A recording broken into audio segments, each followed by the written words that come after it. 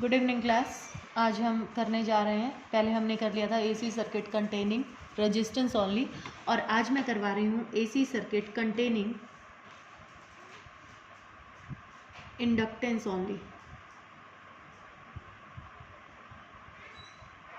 ठीक है, इसमें हम क्या करेंगे कि अपने पास यहाँ पर हम इंडक्टर की बात कर रहे हैं कि हमारे पास अगर सर्किट में क्या लगा हुआ हो, इंडक्टर लगा हुआ हो, और यहाँ पर हमने इसको दे दी कौन सी सप्लाई, एसी सप्लाई। तो इंडक्टर के लिए भी आई थिंक मैं वैल्यू करवा चुकी थी, और हमारे पास जो लास्ट में जो वैल्यू आई थी वो वैल्यूज़ क्या आई थी, फेजर डायग्राम भी बना लिया था हमने इसके लिए। तो आई की वैल्यू हमारे पास आई थी I naught sine of omega t minus pi by 2, और ई की वैल्यू थी अपने पास E naught sine of omega t. तो यहाँ पर हमारे पास यानी कि करंट जो है वो लेग बिहाइंड था किससे, पाई बाय 2 से। अब अपने पास यहाँ पर वैल्यूज़ देखो, जो हमने वैल्यूज़ निकाली थी वो वैल्यू क्या थी अपने पास, आई इज इक्वल टू, अब इसकी जगह पर जो वैल्यू आई थी अपने पास वो किसके बराबर आई थी, E naught by omega L, I naught की जो वैल्यू आई थी। और अगर इसकी वैल्यू मैं कह दूं कि मेरे पास ये वैल्यू कितनी है, 1 है। अगर मैक्सिमम के लिए अगर हम बात कर रहे हैं तो मैक्सिमम के लिए इसकी वैल्यू कितनी हो सकती है, अपने पास 1 हो सकती है। तो यानी कि यहाँ पर देखो आई इज इक्वल टू किसके बराबर होता है, वी बाय आर के बराबर। तो यानी कि आर की जो वैल्यू है अपने पास, यानी कि इसको अब हम क्या नाम देंगे यहाँ पर, I naught is equal to E naught by X L. और ये जो एक्स एल है, ये एक्स एल हमारे पास क्या कहलाता है, इंडक्टिव रिएक्टेंस। इंडक्टिव रिएक्टेंस का मतलब क्या है, यानी कि जो रेजिस्टेंस प्रोवाइड किया है किसने, इंडक्टर ने। अब यहाँ से एक्स एल इक्वल्स टू किसके बराबर आया अपने पास, ओमेगा एल। अगर मैं इसको कंपेयर कर दूँ तो, और ओमेगा की जगह पे क्या लिख सकती हूँ मैं, 2 पाई बाय न्यू लिख सकती हूँ। तो एक्स एल की मेरे पास क्या आ जाएगी, ये वैल्यू आ जाएगी।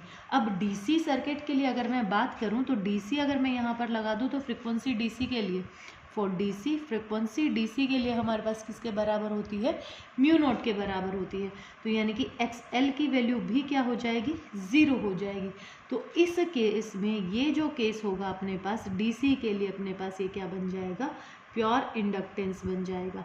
ठीक है, यहाँ से अपने पास pure inductance offers no resistance to the DC, यानी कि it means the pure inductor can not reduce DC, यानी कि वो कोई भी किसी भी तरीके का करंट को क्या नहीं करेगा, कम नहीं करेगा। ठीक है, अब नेक्स्ट जो है अपने पास, इसके लिए अब हम वैल्यू निकाल रहे हैं किसके लिए, कैपेसिटेंस के लिए। कि अगर हमारे पास एसी सर्किट में क्या हो, containing capacitor only, containing capacitance only. अब अगर ये है अपने पास, तो यहाँ से फिर से वही लिखूँ, E is equal to E naught sine of omega t, ये वैल्यू आ गई अपने पास। अब हमने पढ़ा था कि अपने पास पोटेंशियल ड्रॉप जो है वो किसके बराबर थी, for the capacitor, parallel plate capacitor के लिए अगर पोटेंशियल ड्रॉप में लिखूँ तो वो किसके बराबर थी मेरे पास, V equals to Q by C. अब यहाँ से वैल्यू पुट करेंगे हम, तो इसको क्या पुट कर सकती हूँ मैं, V is equal to Q by C equals to E equals to E naught sine of omega t. ये वैल्यू थी अपने पास। यहाँ से मैं Q की वैल्यू निकाल दूँ तो Q इक्वल्स टू C को यहाँ ले जाऊँ, C E naught sine of omega t. ठीक है, अब करंट से कंपेयर करेंगे, करंट की वैल्यू चाहिए अपने को। करंट किसके बराबर होता है अपने पास, the rate of flow of charge with respect to time period. अब Q की वैल्यू यहाँ पर पुट कर दूँ तो d by d t equals to C naught E naught sine of omega t. अब यहाँ से वैल्यू निकाल लेंगे, I is equal to C E naught, ये तो कांस्टेंट हो गया, और इसका साइन का डिफ्रेंशिएशन जो है वो किसके बराबर हो गया, कॉस ऑफ ओमेगा टी, और इसका एंगल का करेंगे तो ओमेगा, और ओमेगा कहाँ आ जाएगा अपने पास, आगे आ जाएगा। तो I इज इक्वल टू, अब यहाँ से देखो क्या होता है according to Ohm's law, V equals to I R और I equals to V by R, यानी कि E तो है ही अपने पास, V तो है ही अपने पास, क्या बनाना है, R और बनाना है। तो इसको कहाँ ले जाऊँ, नीचे लिख दूँ, तो E not 1 by omega C, और यहाँ क्या आ गया, कॉस ऑफ ओमेगा टी। अब यहाँ पर यानी कि अपने पास इसको नाम दे दूँ, अब किसके लिए बात कर रहे थे, ये कैपेसिटेंस के लिए, तो इसको नाम दे दिया मैंने एक्स सी, और ये बराबर आ गया किसके, 1 बाय ओमेगा सी के बराबर। ठीक है, अब इसको और क्या लिख सकती हूँ, 1 बाय 2 पाई न्यू इंटू सी। अब इसके लिए डीसी के लिए फिर से बात करेंगे, पहले इसको कंपेयर कर लेते हैं, इसका फेजर डायग्राम बना लेते हैं। अब यहाँ पर कोस है और अपने पास ई नोट की वैल्यू में क्या था, अपने पास साइन था, तो इसको भी साइन बनाने के लिए मैं क्या लिखूँ, I is equal to E naught 1/ω/c, और यहाँ क्या आ जाएगा अपने पास sine of omega t plus π/2। अब यहाँ देखो पिछले वाले में मैंने जो किया था, यहाँ किया था -π/2, क्योंकि वहाँ पर ऑलरेडी बाहर माइनस था, तो उस माइनस को प्लस बनाने के लिए हमने ये किया था। अब यहाँ पर ऑलरेडी प्लस की वैल्यू है अपने पास, अगर मैं यहाँ पर ओमेगा टी -π/2 लिखती हूँ तो मेरे पास जो वैल्यूज़ आएंगी वो माइनस की आ जाएंगी, यानी कि नेगेटिव साइकिल की नेगेटिव हाफ साइकिल की वैल्यूज़ आ जाएंगी, इसलिए मैंने यहाँ पर क्या किया है +π/2। दैट मीन्स कि इससे हमें क्या पता चला कि आई जो है, अब इसके फेज में देखो कि हमारे पास आई की वैल्यू क्या हो गई, E naught 1/ω/c sine of omega t plus π/2, और ई की वैल्यू क्या थी अपने पास, E naught sine of omega t. तो यानी कि ई जो है वो लेग बिहाइंड है किससे, आई से, कितना, π/2। तो इसके लिए अगर मैं फेजर डायग्राम बनाऊं तो मेरे पास फेजर डायग्राम किस तरीके से बनेगा, यहाँ पर कि मेरे पास यहाँ पर तो मैंने ले लिया कि ये मेरे पास ई नोट था, और ई नोट कितना था, ओमेगा टी, और आई इससे कितना आगे है, π/2 आगे है, तो यानी कि इधर अपने पास ले लें, और ये जो एंगल है, ये एंगल अपने पास कितना हो गया, π/2, और ये वैल्यू किसकी आ गई अपने पास, आई नोट की। लेकिन एक बात ध्यान रखना, यहाँ पर ई नोट बाय समथिंग है, तो अपने पास ई नोट की वैल्यू ज़्यादा होगी और आई की मैक्सिमम वैल्यू इससे क्या होगी, कम होगी। तो ये अपने पास क्या बन जाएगा, इसका फेजर डायग्राम। अब इसकी बात करते हैं, अगर मान लो फॉर डीसी अगर मैं यहाँ पर करूँ बात, तो फ्रिक्वेंसी जो है अपने पास वो कितनी हो गई, 0, और something by 0 equals to infinity, तो यानी कि ये इनफाइनाइट रेजिस्टेंस प्रोवाइड करेगा, यानी कि कैपेसिटर जो होगा, कैपेसिटर ऑलवेज ब्लॉक डीसी, तो डीसी को कैपेसिटर जो है वो क्या कर देगा, हमेशा ब्लॉक कर देगा, इनफाइनाइट रेजिस्टेंस वो उसको प्रोवाइड करेगा। अब जो ये हमने किया है, इसको अब हम क्या कर सकते हैं, तीनों को सिर्फ एक ही डायग्राम में, यानी कि अगर हम एक ऐसा सर्किट बनाएं जिसमें हमारे पास रेजिस्टेंस भी हो, कैपेसिटेंस भी हो और इंडक्टर भी हो, तो उसके लिए अगर वैल्यू निकालूं तो इनकी तीनों की कंबाइंड वैल्यू जो होगी अपने पास, वो कंबाइंड वैल्यू क्या आ जाएगी अपने पास, देखो यहाँ से मैंने क्या लिया है, एसी सर्किट कंटेनिंग एल यानी कि इंडक्टेंस, सी कैपेसिटर और आर रेजिस्टेंस, LCR सर्किट मैंने ले लिया। तो यहाँ पर ये हो गया अपने पास आर, ये हो गया इंडक्टेंस और ये हो गया मेरा कैपेसिटर, और इन तीनों को मैंने AC के साथ क्या कर दिया, अटैच कर दिया। तो अब इसमें कोई नहीं था फेज डायग्राम, फेज डिफरेंस अपने पास, इसके लिए अपने पास I से VL आगे था और इसके लिए I आगे था किससे, VC से। ये VL इंडक्टर के लिए हो गया और VC इसके लिए हो गया। अब इन तीनों को अगर मैं कंबाइंड करके बनाऊं तो मैंने मान लिया कि मेरे पास यहाँ पर ये जो है ये हो गया अपने पास कितना, I नोट, और इसी पर ही मेरे पास E नोट आ जाएगी रेजिस्टेंस के लिए। तो यहाँ से यहाँ तक VR नाम दे दूँ इसको, VL कहाँ था, ऊपर था, और VC कहाँ था, नीचे था।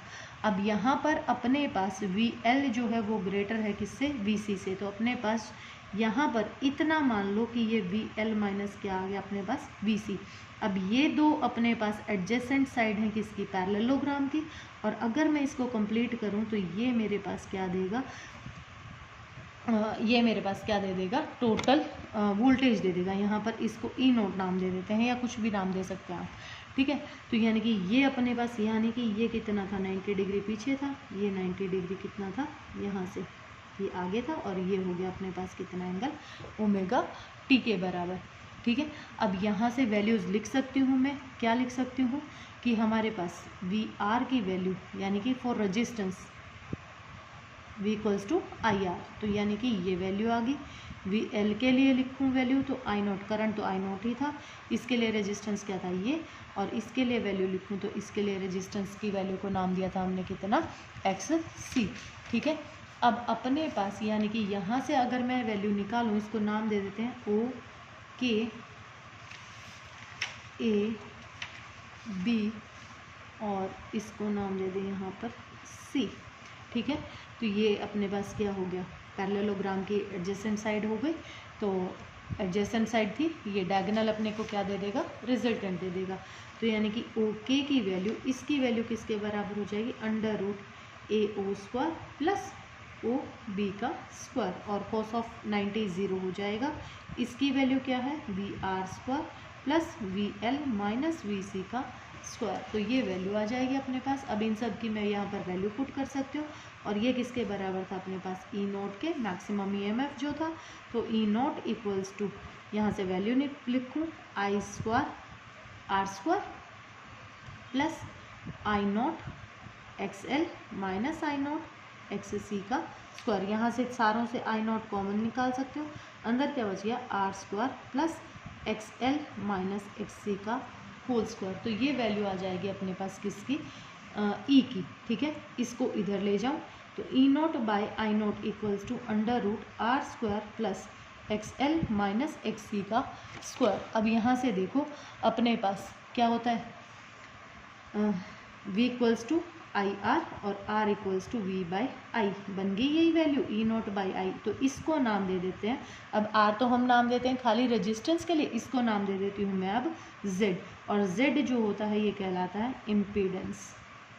ठीक है, इसको नाम देते हैं हम क्या, इम्पीडेंस। इम्पीडेंस मतलब क्या, कि अपने पास LCR सर्किट का टोटल क्या है, ये रेजिस्टेंस है, और इसकी वैल्यू क्या आ गई, R² plus XL minus XC का स्क्वायर। तो ये अपने पास इम्पीडेंस आ गया। अब ये तो आ गई अपने पास इसकी क्या, मैग्नीट्यूड आ गया। अब इसकी डायरेक्शन निकालते हैं।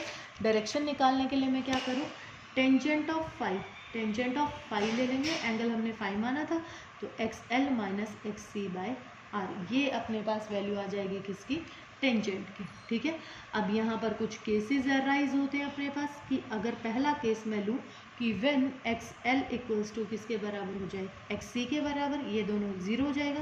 तो tangent of phi equals to क्या हो जाएगा, 0, और फाई की वैल्यू भी क्या हो जाएगी अपने पास, 0 हो जाएगी। यानी कि सर्किट कैसा हो जाएगा, नॉन इंडक्टिव सर्किट हो जाएगा। नॉन इंडक्टिव का मतलब, दूसरा मतलब क्या है, द रेजिस्टेंस ओनली, यानी कि उस सर्किट में यानी कि C और L जो है वो काम नहीं करेंगे। सेकंड केस अगर हम ले लें कि अगर अपने पास ये वैल्यू हो जाए तो अपने पास टेंजेंट ऑफ फाई की वैल्यू जो है वो पॉजिटिव आएगी, और इस केस में अपने पास इंडक्टेंस डोमिनेटिंग सर्किट होगा, ये डोमिनेटेड सर्किट। ठीक है, और अगर अपने पास थर्ड केस ले लें, XC की वैल्यू लेस हो जाए किससे, XL की वैल्यू लेस हो जाए किससे, XC से, तो टेंजेंट ऑफ फाई की वैल्यू नेगेटिव आएगी, और इस केस में अपने पास कैपेसिटेंस डोमिनेटिंग सर्किट होगा ये, यानी कि यहाँ पर कैपेसिटर डोमिनेट कर रहा होगा किसको, सर्किट को। ठीक है, तो आपके पास दो तरीके हैं, एक अल्टरनेटिव मेथड और है इसका। अगर वो अल्टरनेटिव मेथड आपको नहीं निकालना था, उसमें सारी कैलकुलेशन ही कैलकुलेशन है, तो आप मेरे से बाद में पूछ लेना वो। ठीक है, इसी का ही अल्टरनेट मेथड है, तो चाहे आप ये वाला याद कर लें, चाहे वो पिछले वाला जो अल्टरनेट मेथड है वो याद कर लें। अब अगर मैं यहाँ पर इम्पीडेंस ट्रायंगल बनाऊँ, इम्पीडेंस ट्रायंगल अगर हम बनाते हैं तो इम्पीडेंस ट्रायंगल किस तरीके से बनेगी, यहाँ तो क्या आया था R, और ये जो आई अपने पास ये क्या आ गई, XL माइनस XC, और इसमें क्या दे दिया रिजल्टेंट, और ये क्या हो गया Z। तो it is known as the impedance triangle. अब इसी के लिए अपने पास तीन चीज़ें और हैं फिर से, कि अपने पास रेजिस्टेंस और इंडक्टर हो। इंडक्टर होंगे तो XC की वैल्यू क्या हो जाएगी, 0 हो जाएगी, वैल्यू निकाल दो दोबारा से। अगर अपने पास रेजिस्टेंस और कैपेसिटर है तो XL की वैल्यू 0 पुट कर दीजिए, तो उसके लिए वैल्यूज़ आ जाएंगी। ठीक है, तो ये ट्रायंगल बनाए हुए हैं बार बार सेम चीज़ के लिए। अब मैं नेक्स्ट निकालने जा रही हूँ energy stored in a inductor, energy store in an inductor की, यानी कि इंडक्टर में एनर्जी कितनी स्टोर होती है। तो E की वैल्यू हमने लिखी थी LdI/dt, सिंपल। एनर्जी निकालना चाह रहे हैं, यानी कि क्या चाहिए मुझे, वर्क डन चाहिए, तो rate of doing work, rate of doing work यानी कि किसके बराबर हो गया, पावर के बराबर। तो dW/dt इक्वल्स टू किसके बराबर आता है, EI के बराबर ये पता है कैसे आया आपको, P इजिकल टू FV के बराबर होता है अपने पास, और जो इसके लिए लिखते हैं तो अपने पास किसके बराबर होता है, EI के बराबर। अब यहाँ से E की वैल्यू है अपने पास, ये रही, ये वैल्यू मैं पुट कर दूँ तो dW/dt equals to LdI/dt into में क्या आ गया I, और dt से dt cancel. For the total amount of work done मैं इसको क्या कर दूँ, इंटीग्रेट कर दूँ कि करंट मेरे पास पहले सर्किट में 0 था और करंट कहाँ तक पहुँच गया, I तक पहुँच गया, तो W इक्वल्स टू L बाहर आ जाएगा, और इसको इंटीग्रेट अगर मैं करूँ तो कितना आ गया I²/2, और लिमिट चेंज हो रही है 0 to I तक, तो W इक्वल्स टू 1/2 LI², ये वर्क डन की वैल्यू आ गई अपने पास। और क्या कर सकते हो कि अगर अपने पास एयर कोर हो, एयर कोर सोलेनॉइड हो, तो एयर कोर सोलेनॉइड का मतलब क्या है, यानी कि सोलेनॉइड खाली हो, उसमें कोई कोर ना हो यहाँ पर, तो इसको बोलते हैं एयर कोर सोलेनॉइड। ठीक है, अगर अपने पास एयर कोर सोलेनॉइड है तो अपने पास B की वैल्यू हमने निकाली थी μ0 NI, और for the total for length, किसी भी लेंथ के लिए अगर हम ले रहे हैं तो यहाँ से मैं I की वैल्यू निकाल सकती हूँ BL μ0 N के बराबर। यहाँ I की वैल्यू क्या कर सकते हैं, पुट कर सकते हैं।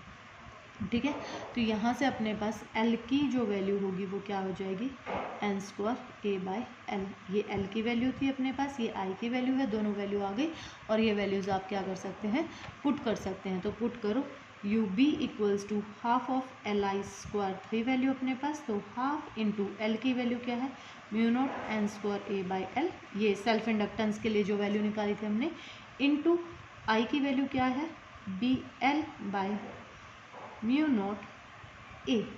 n, सॉरी, ठीक है, इस एक n से एक n कट गया, एक L से एक L कट गया, तो हमारे पास μB की वैल्यू किसके बराबर आ गई, इसका स्क्वायर था LI², तो यहाँ बच जाएगा अपने पास B² μ0, और एक L से एक ही L कटा है, ये स्क्वायर था, तो यहाँ आ गया L² L आ गया, सॉरी, और एक A बच गया, ये A बच गया, तो ये किसकी वैल्यू आ गई आपके पास, U की वैल्यू आ गई, एनर्जी स्टोर्ड की वैल्यू आ गई अपने पास।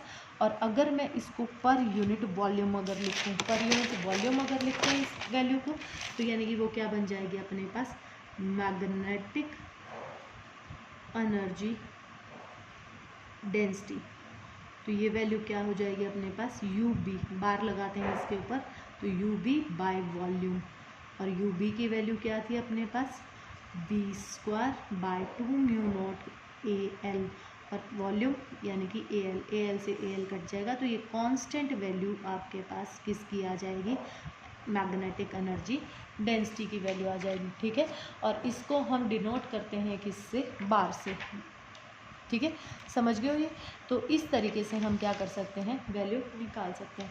अब नेक्स्ट है आपके पास LC ऑसिलेटर, जो आपके सिलेबस से कटा हुआ है LC ऑसिलेटर, और इसमें अपने पास ऑसिलेशंस के लिए वैल्यू दी हुई है, सिर्फ इसका क्वालिटेटिव आइडिया है। फ्रिक्वेंसी जो होती है अपने पास वो बराबर होती है √1/2 पाई √LC, ये फ्रिक्वेंसी, ये क्वालिटेटिव आइडिया है बस इसका, जो कि हम क्या करते हैं, यूज़ करते हैं। ठीक है, अब नेक्स्ट जो है अपने पास इस टॉपिक में, नेक्स्ट है अपने पास electric resonance. Electric resonance, electric resonance क्या है अपने पास, कि हमारे पास, जैसे आपने 11th क्लास में पढ़ा था कि हमारे पास जो फिनोमेना है रेजोनेंस का, वो क्या होता है, is the common along all the systems, सारे सिस्टम में बराबर होता है अपने पास। यानी कि हम क्या करें, किसी सिस्टम में बाय फोर्स, बाय एनर्जी, या बाय एनी गिवन सोर्स के हम उसको सोर्स प्रोवाइड कर रहे हैं, और उसके ऑसिलेशंस को हम कैसा कर दें, नेचुरल फ्रिक्वेंसी से वो क्या कर रहा हो, ऑसिलेट कर रहा हो। ठीक है, तो जैसे एक बच्चा है, वो नेचुरल फ्रिक्वेंसी से ऑसिलेट कर रहा है, लेकिन वो थोड़ी देर बाद रुक जाएगा, तो अब उसको बार बार वही फ्रिक्वेंसी से ऑसिलेट करने के लिए क्या चाहिए, फोर्स चाहिए। तो जो फोर्स हम प्रोवाइड करते हैं उसकी नेचुरल फ्रिक्वेंसी उसको क्या करने के लिए, मेंटेन रखने के लिए, that phenomena is called resonance. तो इसमें दो हैं अपने पास, एक है अपने पास सीरीज रेजोनेंस और एक है अपने पास पैरेलल रेजोनेंस। तो पहला जो है वो है अपने पास series resonance, series resonance circuit. तो सीरीज रेजोनेंस सर्किट क्या कहता है अपने पास, अब देखो Z की वैल्यू हमने निकाली, Z की वैल्यू हमारे पास किसके बराबर आई, R² plus omega L minus of omega C का स्क्वायर। अब यहाँ रेजोनेंस की कंडीशन क्या होती है कि जब हमारे पास ये दोनों क्या हो जाए, बराबर हो जाए। ये दोनों बराबर हो जाएंगे तो दैट मीन्स इन दोनों की वैल्यू भी क्या हो जाएगी, अपने पास बराबर हो जाएगी। और इनकी जो फ्रिक्वेंसी है, क्योंकि इसमें तो फ्रिक्वेंसी है ही नहीं ना अपने पास, यहाँ फ्रिक्वेंसीज हैं, तो इसको हम कहेंगे कि ये रेजोनेंट फ्रिक्वेंसी पे पहुँच जाएंगे जब ये दोनों क्या हो जाएंगे, बराबर हो जाएंगे। और यहाँ से मैं क्या करूँ, इसको इधर ले आऊँ तो omega R² equals to 1/LC और omega R equals to √1/LC। तो ये वैल्यू आ जाएगी अपने पास। अब यहाँ से क्या निकाल सकते हो, फ्रिक्वेंसी निकाल सकते हो, ओमेगा इज इक्वल टू 2πν। और रेजोनेंस की बात कर रहे हैं तो यहाँ से R लगा दे तो अपने पास क्या वैल्यू आ गई, 2πr इक्वल्स टू 1/√LC और μr इक्वल्स टू 1/2π√LC। यही वैल्यू आपने किसके लिए निकाली थी अभी, LC ऑसिलेटर के लिए जो वैल्यू कह रहे थे, यही वैल्यू थी अपने पास। ठीक है, तो अपने पास मैक्सिमम वैल्यूज़ के लिए प्रैक्टिकली अपने पास जो रेजोनेंस है वो किसके लिए किया जाता है, रिसीवर सेट के लिए किया जाता है, या एक्सेप्टर, इसको क्या बोलते हैं हम, एक्सेप्टर सर्किट बोलते हैं। दो चीज़ें होती है अपने पास, एक्सेप्टर और एक होता है अपने पास ट्रांसमीटर। तो अपने पास जो एक सीरीज रेजोनेंस है, यानी कि सीरीज रेजोनेंस है, वो किसके लिए यूज़ किया जाता है, एक्सेप्टर सर्किट के लिए। जैसे आपका टीवी है, रेडियो है, इनके लिए यूज़ होता है ये। इसमें सीरीज रेजोनेंस होता है कि जैसे एयर में बहुत सारी फ्रिक्वेंसी, आपने जो भी चैनल लगाया है वो चैनल आपका वही फ्रिक्वेंसी क्या कर रहा होता है, ऑमिट कर रहा होता है, वही फ्रिक्वेंसी गेन कर रहा होता है जो उसमें सेटअप है, तो वो सीरीज रेजोनेंस की तरह से आती है आपके पास।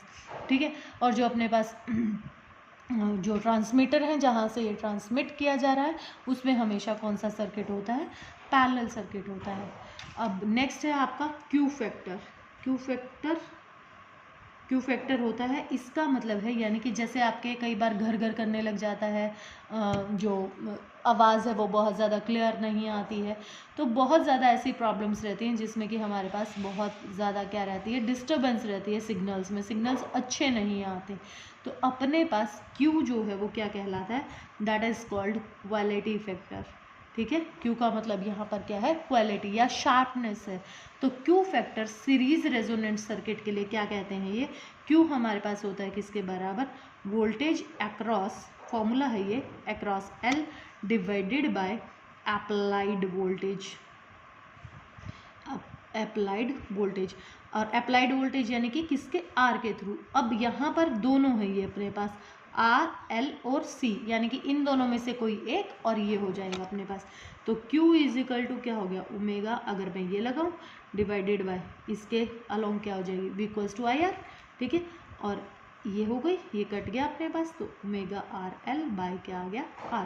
तो ये क्वालिटी फैक्टर हो गया किसके लिए, इंडक्टर के लिए। और अगर कैपेसिटर के लिए निकालूं तो वैल्यू क्या होगी, 1/ωRC into I divided by RI, I से I कैंसल, तो अपने पास वैल्यू क्या आ जाएगी, 1/RC ओमेगा R, यही वैल्यू हो जाएगी। और यहाँ से आप क्या निकाल सकते हो, अब ओमेगा R की वैल्यू पता है आपको, 1/√LC, ये वैल्यू यहाँ पर पुट करके और क्या निकाल सकते हो, वैल्यू निकाल सकते हो।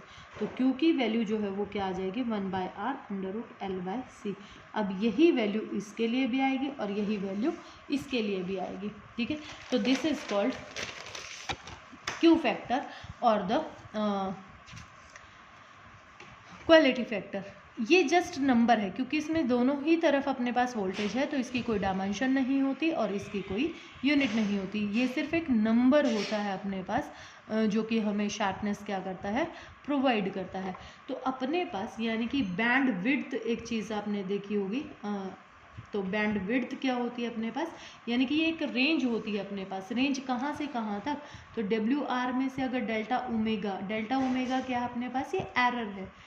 एरर किसका, मीन वैल्यूज़ हैं, सिस्टमैटिक एरर जो अपने पास सिस्टमैटिकली हम जो वैल्यूज़, दो वैल्यूज़ लेते हैं, तो अपने पास डेल्टा ओमेगा क्या होता है, उसकी वैल्यूज़ हैं, यानी कि एक वैल्यू ये ले ली और एक वैल्यू ये, तो इनका जो डिफरेंस है ω2 minus ω1, that is called delta omega. अगर मैं इसको जोड़ दूं तो ये मेरे पास बन जाएगा क्या, lower band width, lower band, ठीक है।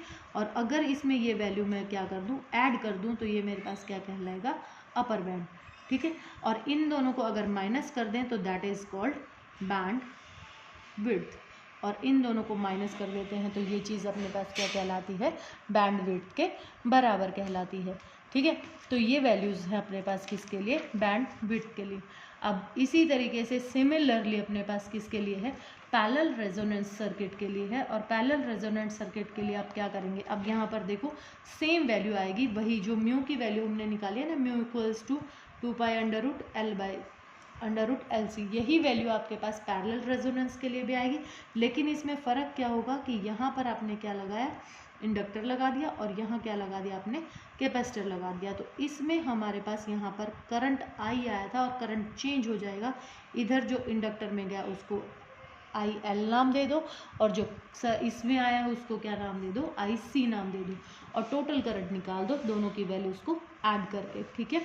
तो अपने पास इसके लिए आप ये खुद सॉल्व करना, और इसके बाद मैं आपको निकलवाऊंगी पावर, एवरेज पावर, जो हम नेक्स्ट वीडियो में करेंगे।